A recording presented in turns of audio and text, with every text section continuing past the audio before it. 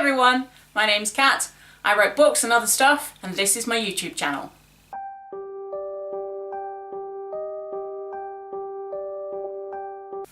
Okay, so what have I got for you this week?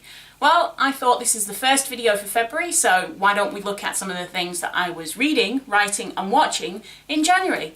This is mostly inspired by videos that Brooke Passmore's done in the past, and I will link her channel down below. I love them, and I hope that you'll love this too. So let's get started. So what was I reading in January? I started one book and finished a second book in January. So the one that I started first of all was Heart of Darkness by Joseph Conrad. This is a reread for me. I first read it when I was studying with the Open University. It was part of my literature degree.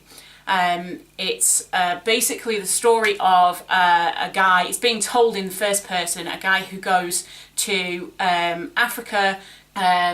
He sails up a river and shit goes down.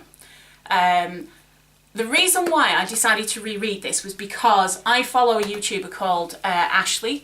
I will link her channel down below as well. And she actually didn't like this book. She also read it for university. She's at university at the moment.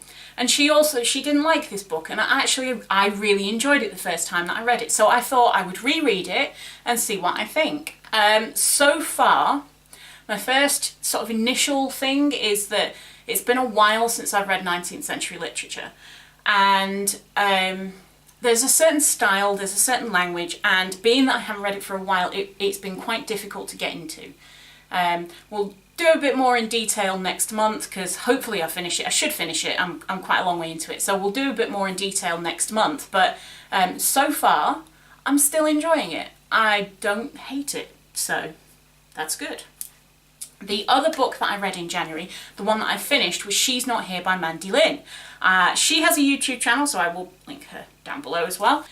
So She's Not Here is the story of a young girl who is effectively poisoned by a nurse in the pursuit of a cure for Alzheimer's. I really, really wanted to like this book. There's a lot of things to like about it, and it wasn't that I didn't enjoy it. I did quite enjoy the read, and in fact the more time that's passed since I finished it, the more I remember it kind of fondly. I thought that the kind of main character of Sam, the young girl, was really engaging. I really liked her. I liked the struggle that she went through in the book. I thought it was really well done. The other kind of main character, however, is the nurse, whose name I can't remember, which is terrible. But the other main character, the nurse, she's kind of an anti-hero, so she is a protagonist in a sense, but she's like a tragic protagonist. And there were elements of her story that I really liked, and elements of her character that I really liked. But there were also things that I found a little bit, not far-fetched, but that didn't quite work for me.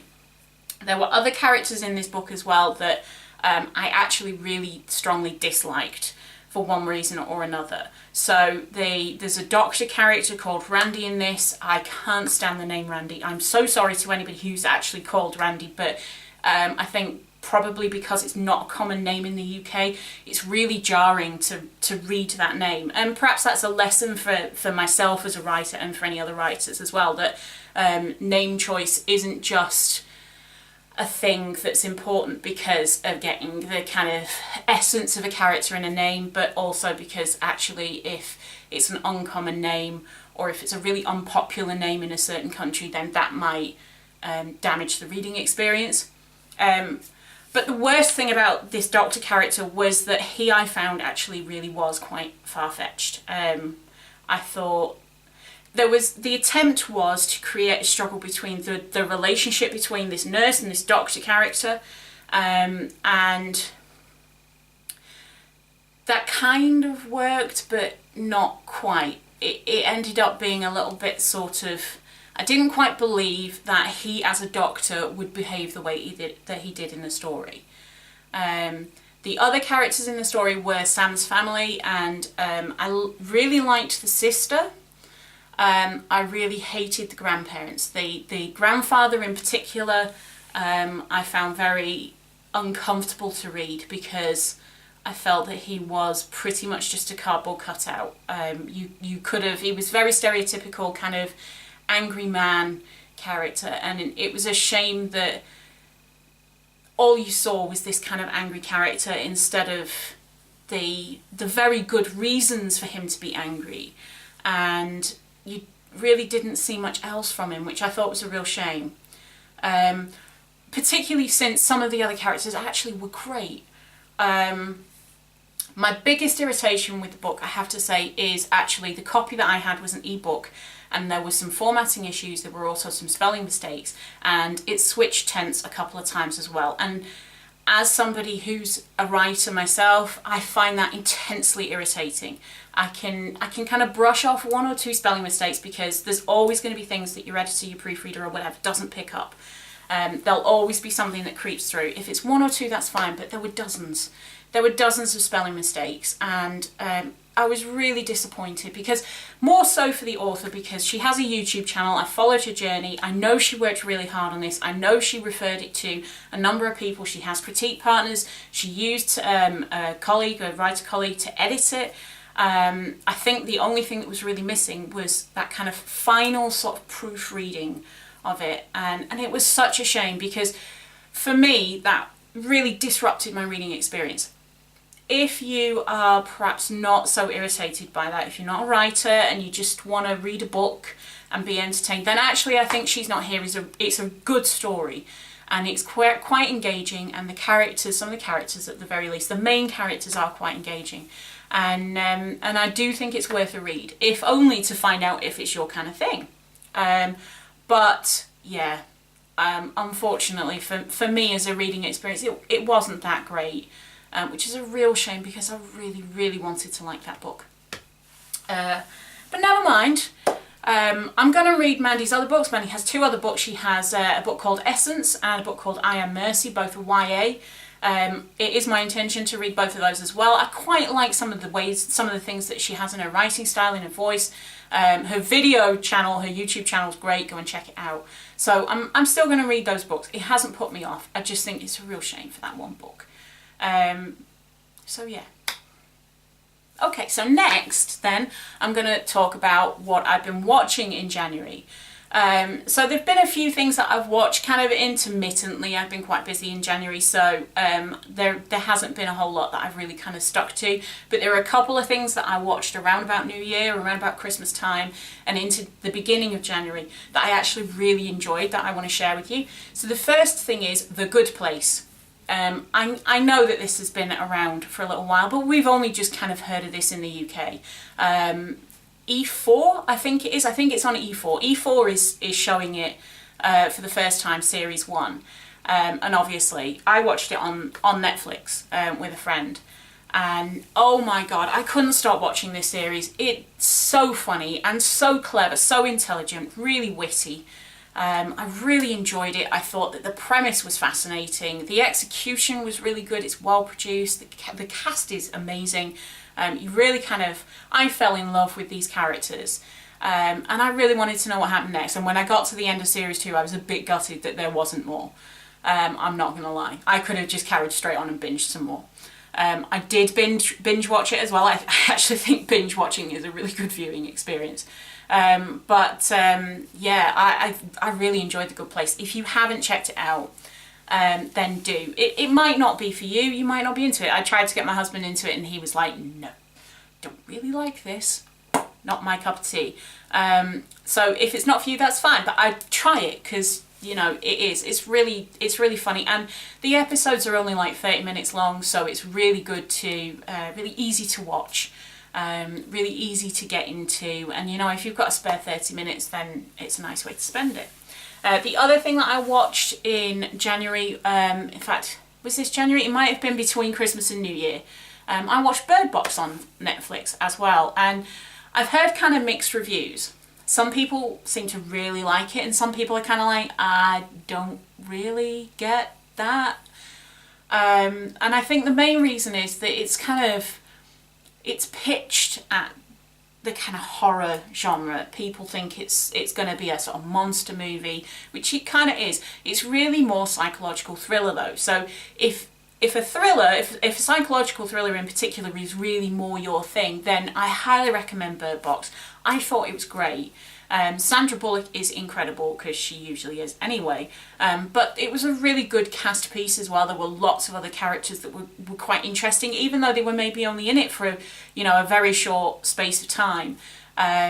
It was so well done, it was so well written, and yeah, you should definitely check it out.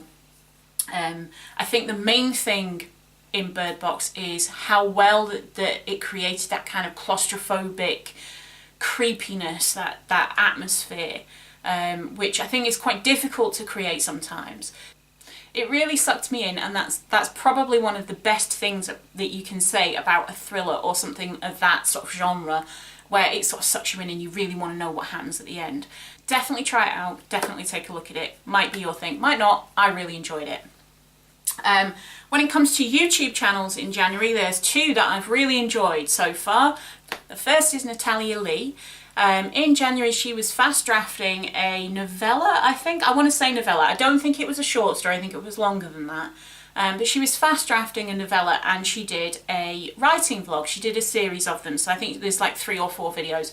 And actually I really enjoyed her writing vlogs.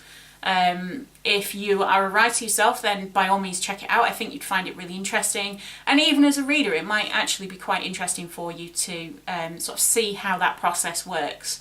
I'm quite excited to read whatever it is she's written as well. I'm still yet to read her book Song of the Dryad, which she released last year. Can't wait to read that. That's definitely on my TBR list for 2019. The other channel that I've really been enjoying is Savvy, and she's kind of, she does this kind of fun, quirky booktube thing. I think she's really interesting. I've only just started watching her channel, so she's dead new to me, but I've really enjoyed what I've seen so far. So yeah, maybe give that a try as well. Okay, so finally then, what have I been writing in January? I want to say I've been writing a lot. That's probably not true. It was a week before I got a chance to really get into anything, what with like Christmas, New Year, work and stuff. And so, I kind of lost a week at the start of January. I did manage to get some writing done, and then right in the middle of the month, I was poorly, so I didn't write anything for a few days, and then we had visitors. My mum and dad were away, and they came back. They came to visit us before they went home. So yeah, it was quite disrupted, which is really irritating, because I'm trying to finish the first draft of the novel that I started in NaNoWriMo in November. This is another thriller novel. I'm kind of working towards 2020 as a possible publication date for it. I'm really enjoying it. I really like the story. I like the characters. So I don't want to stop writing it. I particularly don't want to stop writing it and then have to come back to it and try and get into it later. I find that as a writer it's easier to kind of focus on one project and to stick to that for a period of time, rather than work on something else, have to come back to it, try and get back into it, try and get back into being familiar with the characters and familiar with the story. It just makes it really hard work. So I did write 13,500 words exactly in January. When I have managed to get some writing done, it's gone really, really well. I think because I'm enjoying this story and this novel so much, I'm finding it very easy to write 1,000 words an hour, and I'm consistently writing 1,000 words an hour. The problem is I've only managed to get about 15 hours out of the whole month where I've been able to work on it, actively draft.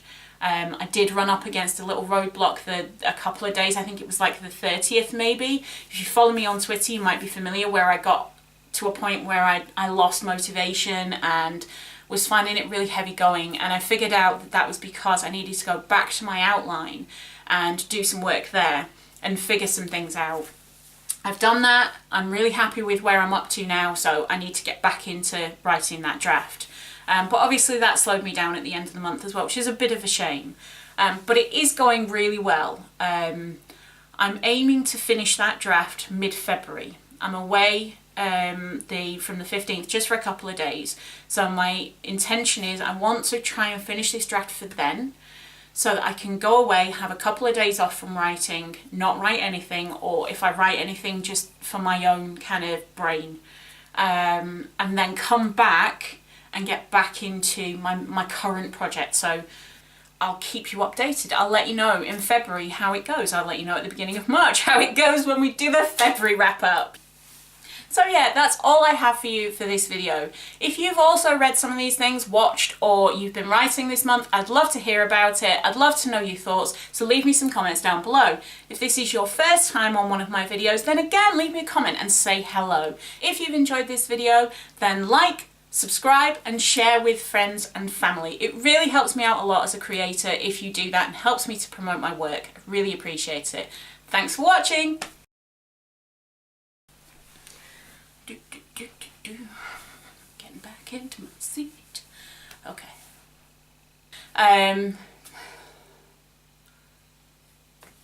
No. I write books and stuff. I write books and stuff. Crazy eyes. Get a grip. That'll do. That's not too bad. Ha ha. Ha ha ha.